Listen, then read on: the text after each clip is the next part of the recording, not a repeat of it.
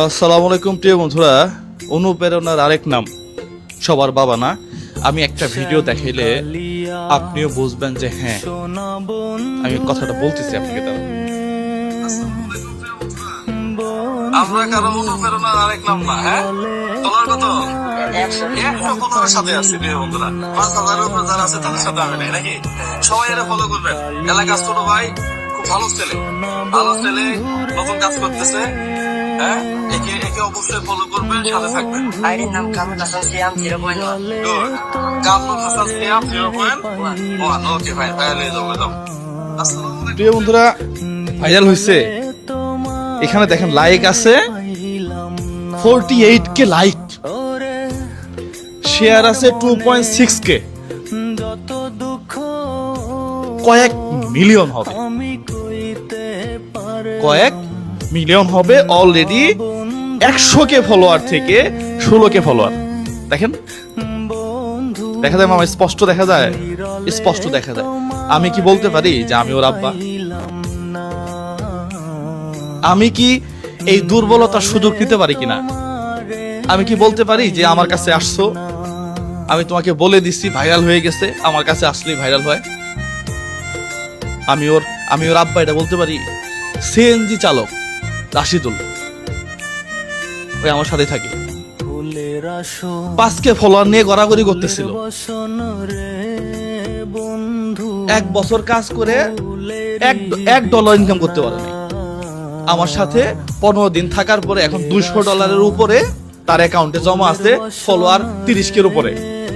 15 দিনে আমার কয়েকটা ভিডিওতে 5 মিলিয়ন 6 মিলিয়ন পর্যন্ত ভিউ। আমি কি বলতে পারি রাশিদুল আমি তোমার আব্বা?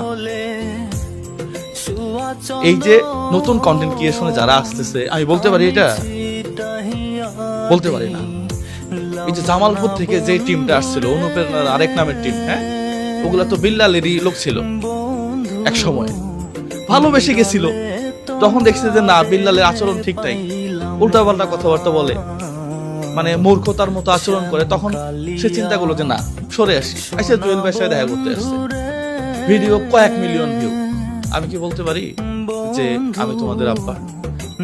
প্রিয় বন্ধুরা, কথার মধ্যে মার্জিত একটা আচরণ থাকতে হবে।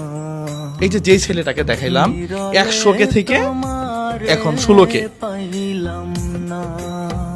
100k থেকে 16k, এই ছেলেটা কথা বলতে পারে না। আইসা আমাকে বলতেছে জুয়েল ভাই আমি আপনার বন্ধুর ছোট ভাই। ফাইন, সমস্যা কোথায়? কাজ করো, ওয়েলকাম, আসো। কথার মধ্যে একটা মাধুর্য থাকতে হবে প্রিয় বন্ধুরা। এই যে অহংকার, এই যে দাম্ভিকতা, এগুলা ধ্বংসের মূল। ওর পতন নিশ্চিত। ওর পতন কি আর দেখানো লাগে? হ্যাঁ আমি কালকে একটা ছবি দেখাইছিলাম না, ওইটা দিয়ে তো ভিডিও করতেছে। হ্যাঁ একজন ওর বইয়ের মধ্যে লাফালাফি করতেছে পা দিয়ে। বই কি পৃথিবীতে আর কেউ লেখে নাই? হুমায়ুন আহমেদ বই লেখে নাই,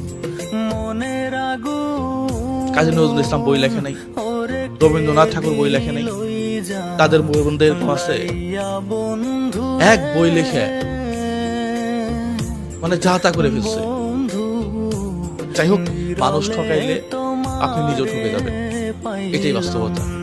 ও কম ঘুমায়, ও উল্টাপাল্টা জিনিসপত্র খায়, এইগুলা বলতে গেলে সমস্যা কোথায়? ওকে এখন ট্রিটমেন্ট দরকার, ওর চিকিৎসা দরকার। ও ভালো কাজ করুক, এটা আমি চাই। আমি সবসময় ওর সাথে আছি, ওকে আমি শুভকামনা জানাই। আমরা কারো আব্বা হতে পারি না, আমরা জাস্ট উপদেশ দিয়ে তার শুভাকাঙ্ক্ষী হইতে পারি। Thank you so much.